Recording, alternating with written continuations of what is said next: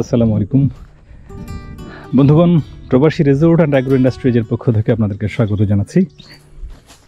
আমি এখন একটু গরুর খোঁজে বেরিয়েছি। এখানকার গরুগুলোকে মূলত আটকে পালা হয় না, ছেড়ে দেওয়া হয়। আর যখন ছেড়ে দেওয়া হয় তখন গরুগুলো ছড়িয়ে পড়ে এই প্রকল্পের দূর দূরান্তের সীমানা পর্যন্ত। বাচ্চাওয়ালা গরুদেরকে এই দূর দূরান্তে আলাদা আলাদা করে বেঁধে রাখা হয়। দেখুন এই সুন্দর দৃশ্য, মায়ের সাথে বাচ্চা গরু। প্রবাসী রিসোর্ট অ্যান্ড অ্যাগ্রো ইন্ডাস্ট্রিজ বিশ্বাস করে যে অর্গানিক খাদ্যের, বিষমুক্ত খাদ্যের বিকল্প নেই। আর তাই বিশাল বিশাল আকারের উন্নত জাতের গরু নয়, দেশি জাতের ছোট্ট গরু, সুন্দর সুস্বাদু মাংসের গরু, এগুলো নিয়ে কাজ করা। দেখতে পাচ্ছেন আপনারা দেশি গরু, আকারে ছোট, কিন্তু এই গরুগুলোর মাংসের স্বাদ অন্যান্য গরুদের তুলনায়, বিশেষ করে বিদেশি গরুদের তুলনায় অনেক অনেক বেশি।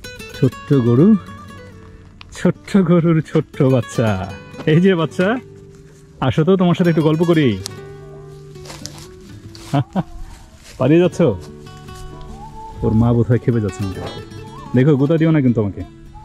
আর বাচ্চাটা মায়ের আড়ালে লুকিয়েছে, হয়তো আমাকে শত্রু ভেবেছে, সেফটির জন্য ওর মায়ের শরীরের ওপাশে গিয়ে লুকিয়েছে।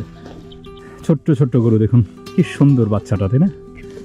বাচ্চা বাচ্চা গরু, ভয় পেও না, তোমার সাথে গল্প করি, আসো। পড়ন্ত এক বিকেলে ছোট্ট গরুর ছোট্ট বাচ্চা কান খুলে আমার দিকে তাকিয়েছে। শুধু কান খুলে না, চোখ খুলেও তো বটে। মানে চোখ খুলে তাকিয়ে আছে, কান দুটো মনে হচ্ছে যেন আমার দিকে তাক করে রাখা। বাচ্চা, বন্ধুত্ব করবো আমার সাথে?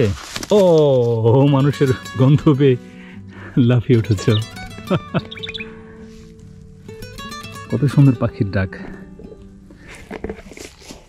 বেশ কিছু মা গরু আছে, ষাঁড়গুলো হয়তো এদিকটাতে নেই। মা গরুগুলোর সাথে বাচ্চারাও আছে। বাচ্চাটার রং কিছুটা হরিণের মতো, তাই না? হলদে দেহ, তার ভেতরে সাদা সাদা ছোট্ট ছোট ফোঁটা। এইখানে আর একটা সুন্দর বাচ্চা আছে। যাই হোক, যা বলছিলাম, প্রবাসী রিসোর্ট অ্যান্ড অ্যাগ্রো ইন্ডাস্ট্রিজ বিশ্বাস করে যে বিষমুক্ত খাবার, অর্গানিক খাবারের বিকল্প নেই।